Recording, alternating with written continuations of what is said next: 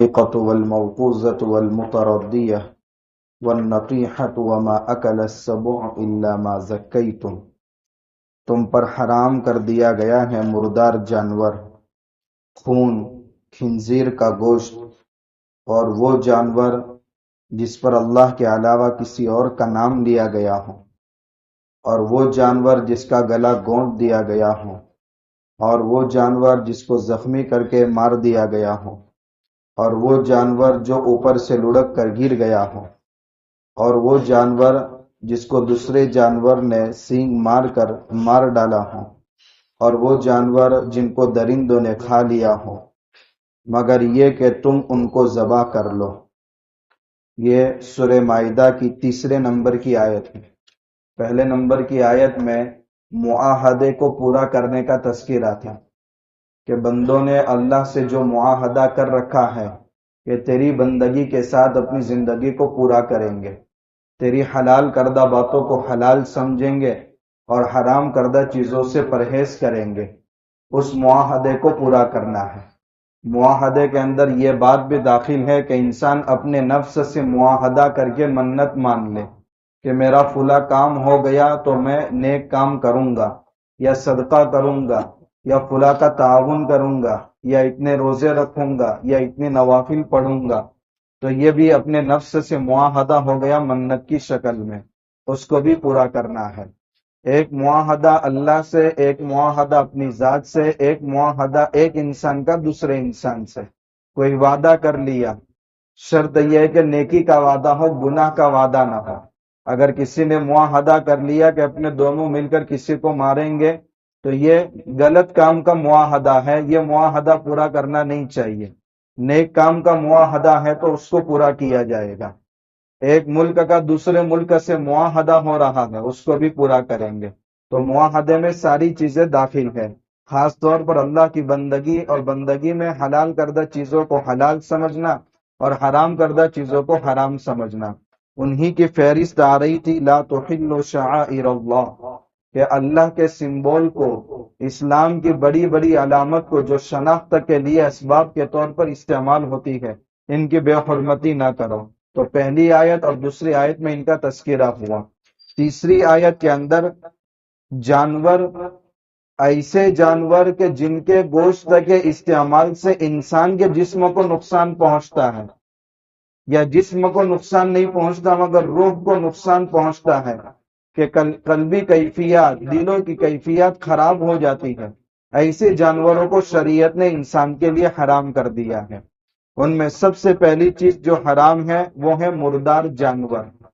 مردار جانور سے ایسا جانور مراد ہے جس کو شرعی طریقے پر ذبح نہ کیا گیا ہو، بلکہ بیماری کی وجہ سے خود بخود وہ مر گیا ہو، تو ایسے جانور کا استعمال کرنا اور اس کا کھانا حرام ہے۔ والدم، اور خون کا استعمال بھی حرام ہے۔ یا صرف اس آیت میں دم یعنی خون کا لفظ ہے، لیکن دوسری آیات میں اس کی وضاحت آئی ہے دم مسفوح، یعنی ایسا خون حرام ہے جو خون بہنے والا ہو۔ اگر خون بہنے والا نہیں ہے، صرف گوشت پر لگا ہوا ہے اور وہ خون گوشت کے ساتھ انسان کھا رہا ہے تو اس کی اجازت ہے، وہ حلال ہے۔ تو ایک مردار، اس کا کھانا حرام، ایک بہتا ہوا خون، اس کا کھانا حرام۔ لیکن مردار میں دو چیزیں حلال ہیں، ایک مچھلی حلال ہے اور ایک ٹڈی حلال ہے۔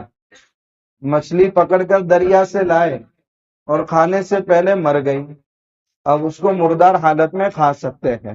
تو دو چیزوں کا احادیث کے اندر استثناء آیا ہے، مطلب اس حکم سے ان کو الگ کر دیا گیا ہے، وہ مردار کے حکم میں نہیں ہے۔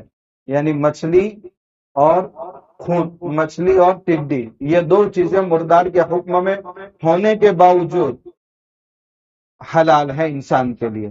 دوسری چیز بتائی بہنے والا خون، ان میں بھی دو چیزیں مستثنا کی گئی ہیں، یعنی خون ہونے کے باوجود بھی کھا سکتے ہیں، ایک جگر ہے اور ایک تلدی ہے۔ یہ خون کا ہی مجموعہ ہوتا ہے مگر اس کے باوجود حلال ہے۔ تو نہ بہنے والا خون بھی حلال، جگر بھی حلال، تلدی بھی حلال۔ ان چیزوں کا استثناء احادیث کے اندر آیا ہے، اس سے مسئلہ سمجھ میں آ جائے گا۔ تیسری چیز بتائی گئی لحم الخنزیر، یعنی خنزیر کا گوشت۔ عام طور پر انسان کھانے کے لیے گوشت کا ہی استعمال کرتا ہے، اس لیے اللہ تعالیٰ نے خنزیر کے گوشت کا تذکرہ کیا، ورنہ خنزیر کا کوئی بھی پارٹس حلال نہیں ہے، اس کا پورا وجود حرام ہے۔ نہ پٹھا استعمال کر سکتے ہیں، نہ چمڑا استعمال کر سکتے ہیں، نہ بال استعمال کر سکتے ہیں، مگر کھانے کے طور پر گوشت کا استعمال ہوتا ہے۔ اس لیے کثرت استعمال کی بنا پر اللہ نے اس انداز سے کلام کیا ہے۔ چوتھی چیز بیان فرمائی، وما اہل لغیر اللہ بھی، اور وہ جانور جس کو ذبح کرتے وقت اللہ کے علاوہ کسی اور کا نام لیا گیا ہو، جیسے کفار لوگ فلانی دیوی کے نام پر ذبح کرتے ہیں، اور کچھ جاہل لوگ کسی پیر کا نام لے کر کے ذبح کرتے ہیں، یہ تو حرام ہو گیا اور شرک کا گناہ الگ ہے۔ وما اہل لغیر اللہ بھی، ایسا جانور جس پر اللہ کے علاوہ کسی اور کا نام لیا گیا ہو وہ بھی حرام ہے۔ بہت سی مرتبہ قربانی کے موقع پر کہتے ہیں نا یہ حضور کے نام کا جانور ہے، تو اس کا مطلب یہ ہوتا ہے کہ نام تو اللہ کا ہی لیا جائے گا ذبح کے وقت، مگر ایصال ثواب حضور کو ہوگا، ایصال ثواب والدین کو ہوگا۔ حضور کا نام لے کر بھی اگر کوئی انسان ذبح کرتا ہے تو یہ بھی شرک ہو جائے گا۔ اس لیے مسئلہ ہے کہ بسم اللہ و محمد اگر یہ کہہ کر بھی ذبح کر رہا ہے تو اس کا جانور حلال نہیں ہوگا، کیونکہ اللہ کے ساتھ محمد صلی اللہ علیہ وسلم کو شریک کر دیا، وہاں صرف بسم اللہ اللہ اکبر ہی کہنا ہے۔ پھر آگے فرمایا والمنخنقہ، اور وہ جانور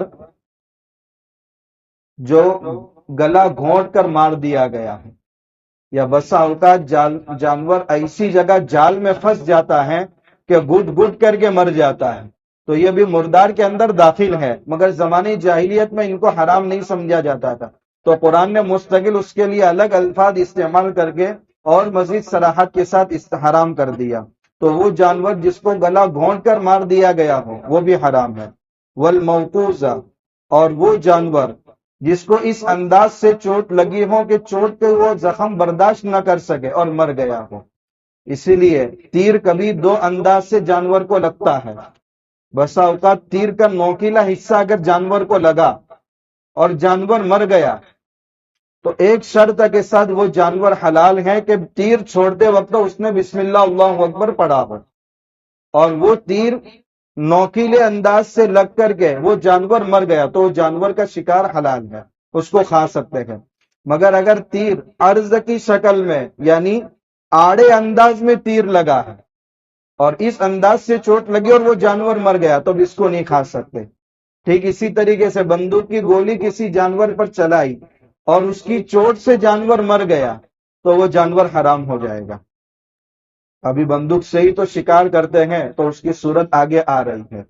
والمتردیہ، اور ایک وہ جانور جو پہاڑ سے یا ٹیلے سے لڑک کر نیچے زمین پر گر گیا اور مر گیا، یا یہ کہ کنویں کے پاس کھڑا تھا اور اچانک اندر گر گیا اور وہ مر گیا، تو ایسے جانور کا کھانا بھی حرام ہے۔ والنطیحہ، اور وہ جانور کہ جس کو دوسرے جانور نے اپنے سینگ سے ایسی چوٹ پہنچائی کہ جس کی وجہ سے وہ اتنا متاثر ہوا کہ اس کی تاب نہ لاتے ہوئے مر گیا، تو ایسے جانور کا کھانا بھی حرام ہے۔ وما اکل السبع، اور وہ جانور جن کو درندوں نے اس انداز سے کھایا ہو، نوچا ہو اس انداز سے کہ وہ جانور نوچنے کی وجہ سے مر گیا ہو اور پھر آپ کو وہ جانور ملا تو اس جانور کو نہیں کھا سکتے۔ آگے فرمایا الا ما زکیتم، یہ جو سارے جانور ہیں اپنی موت سے پہلے تمہارے کنٹرول میں آ گئے اور تم نے ان کو زندہ ہونے کی حالت میں ذبح کیا ہے تو اب ان جانوروں کو تم کھا سکتے ہو۔ تو ذبح کی دو صورتیں ہیں، ایک جانور کنٹرول میں ہے تو اس کو شرعی طریقے پر ذبح کیا جائے گا، اور جو جانور کنٹرول میں نہیں آ سکتا ہے تو اس کو تیر مارتے وقت یا گولی مارتے وقت بسم اللہ اللہ اکبر کہہ کر کے وہی اس کے ذبح کا طریقہ ہے۔ اگر اس انداز سے اس کو زخمی کیا اور وہ مر گیا تو وہ جانور کا کھانا حلال ہے۔ اسی لیے کہا جاتا ہے کنٹرول جانور کا ذبح کا طریقہ الگ ہے، اور آؤٹ آف کنٹرول جو ہے اس جانور کا طریقہ وہی ہے کہ چھوڑتے وقت اس کو زخمی کرتے وقت بسم اللہ اللہ اکبر پڑھو، یہی اس کے جانور کے ذبح کا طریقہ ہے۔ تو یہ جو جانور کا تذکرہ ہوا آخر میں اس کا حل یہ بتایا کہ یہ جانور جو لڑک کر گرا ہے مگر زندہ ہونے کی حالت میں تمہارے کنٹرول میں آ گیا تو اب اس کو ذبح کر کے تم کھا سکتے ہیں۔ کئی جانوروں نے، درندوں نے مل کر نیل گائے کو زخمی کر دیا، یا ہرن کو زخمی کر دیا، یا خرگوش کو زخمی کر دیا، مگر وہ تڑپ رہا ہے اور اس حالت میں تم نے پایا ہے اور تم نے اس کو ذبح کر دیا، تو ذبح کر کے کھا سکتے گئے، کوئی حرج نہیں ہے۔ وما ذبح علی النصب، اور وہ جانور جو بتوں کے نام پر ذبح کر دیے گئے ہوں یا چڑھاوے کے جانور ہو، ایسے جانور کا کھانا بھی حرام ہے۔ وَأَن تَسْتَقْسِمُوا بِالْأَزْلَامِ، اور تیروں کے ذریعے قسمت آزمائی کرنا یہ بھی شریعت کے اندر حرام ہے۔ زمانے جاہلیت میں، بلکہ آج بھی یہ طریقہ رائج ہے کہ نفع اور نقصان کا فیصلہ انسان ایسے تیروں کے ذریعے کرتے ہیں جس تیر کے اوپر دو طرح کے نشان ہوتے ہیں، ایک تیر پر کامیابی کا نشان اور دوسری تیر پر ناکامی کا نشان۔ پھر اس کو تھیلے کے اندر ڈالتے ہیں، ہلاتے ہیں، اور اس کے بعد پھر وہ تیر نکالتے ہیں، آنکھ بند کر کے ان میں سے کون سا تیر نکلتا ہے۔ اگر ایسا تیر نکلا کہ جس پر کامیابی کا نشان ہے تو وہ کام کریں گے۔ فار ایگزامپل، کسی کو بزنس کرنا ہے، کروں یا نہ کروں، تو اب وہ دو پرچی بناتا ہے۔ ایک پرچی ایسی ہے کہ نہیں اس میں سکسس ہوگا، کامیاب ہوگا، اور ایک پرچی ایسی بناتا ہے کہ نہیں اس میں فائدہ نہیں ہے، پھر ان میں سے ایک پرچی اٹھاتا ہے۔ ابھی چند دن پہلے ایک صاحب یہی مسئلہ پوچھ رہے تھے کہ میں اس طریقے سے کر رہا ہوں، کیا میرا یہ عمل درست ہے یا نہیں؟ تو میں نے کہا اگر یہ عمل درست ہوتا تو آج کوئی قرض میں ڈوبا ہوا نہ ہوتا اور سب کے بزنس سکسس ہوتے، اگر یہ طریقہ کارگر ہوتا۔ یہ زمانے جاہلیت کا طریقہ ہے۔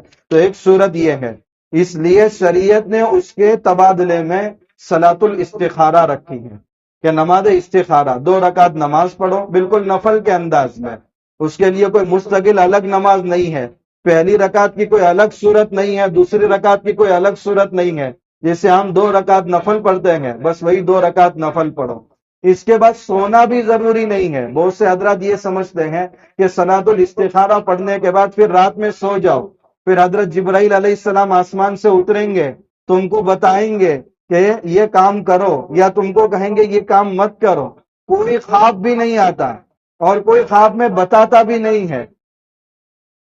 استخارہ کا مطلب یہ ہوتا ہے میں اللہ سے خیر طلب کر رہا ہوں، اب میرا دل جس پر مطمئن ہو جائے وہ کام کرنا شروع کرو۔ مجھے جو کام کرنا ہے، فلاں جگہ بیٹے کا رشتہ لگانا ہے مگر اطمینان نہیں ہو پا رہا، استخارہ کرو۔ دل مطمئن نہیں ہو رہا ہے، 7 دن تک استخارہ کرو، کرتے رہو جب تک دل مطمئن نہ ہو۔ پھر جب دل مطمئن ہو جائے کہ نہیں میرا دل مطمئن ہے، مجھے کسی قسم کا کوئی ڈاؤٹ نہیں لگ رہا ہے، سمجھ لو کہ اس کام میں تمہیں اللہ کی طرف سے خیر کا مشورہ مل گیا ہے، تو کوئی فرشتہ آ کر کے بتاتا نہیں ہے۔ یہ غلط فہمی دور کرنی چاہیے۔ تو یہ اس کے تبادلے کے طور پر ہم کو استخارہ کا طریقہ بتایا گیا ہے۔ وَأَن تَسْتَقْسِمُوا بِالْأَزْلَامِ، تیروں کے ذریعے قسمت آزمائی کرنا، اس میں جوا اور سٹا بھی داخل ہے۔ زمانے جاہلیت میں ایک اونٹ 5 ساتھی مل کر کے خریدتے تھے، یہ مثال کے طور پر بتا رہا ہوں میں، ہر ایک 10-10 ہزار روپے لگاتا تھا، 50,000 روپے جمع ہوئے، 50,000 کا اونٹ خریدا۔ اب اونٹ خریدنے کے بعد 5 تیر تھیلے کے اندر رکھتے تھے، ایک تیر کے اوپر 3 حصے، دوسرے کے اوپر 2 حصے، اور باقی 3 پر 0-0 لکھا ہوا ہوتا تھا۔ اب ہر ایک 5 ساتھیوں میں سے اپنا اپنا تیر اٹھاتا تھا۔ اب جس کو 3 نمبر کا تیر نکلا، اس اونٹ کو ذبح کرنے کے بعد 3 حصے کا گوشت اسے مل جاتا تھا، اور 2 نمبر کا تیر نکلا تو 2 حصے کا گوشت دوسرے ساتھی کو مل جاتا تھا۔ باقی 3 ساتھیوں کو کیا ملا؟ کچھ بھی نہیں ملا۔ بھینس کا انڈا ان کے حصے میں آیا، کیونکہ تیر پر تو 0 ہی لکھا ہوا ہے، تو پیسہ سب نے برابر لگایا مگر تینوں کو تو کچھ بھی نہیں ملا۔ آج جو ڈریم 11 میں ہمارے نوجوان تباہ ہو رہے ہیں، 49 روپے آپ بھرو اس میں، پھر آپ دیکھو کہ اس میں سے کون سی ٹیم جیتنے والی ہے، پہلی گیند پر کیا ہوگا، کون سا بولر کتنی وکٹ لے گا، کون سا بیٹسمین کتنا رن بنائے گا، یہ سب جوا ہے ہر ایک۔ اب پوری دنیا کے لوگ 49 روپے جمع کرتے ہیں، کروڑوں کی تعداد میں پیسے جمع ہوتے ہیں۔ اب جس کے نام پر وہ تیر نکلتا ہے 1 کروڑ روپے اس کو ملتے ہیں، تو باقی سب کے جو 49 روپے لگے ہوئے ہیں وہ کہاں گئے؟ یہ جوا ہے، یہ تیروں کے ذریعے قسمت آزمائی کرنا شریعت نے اس کو حرام کر دیا ہے۔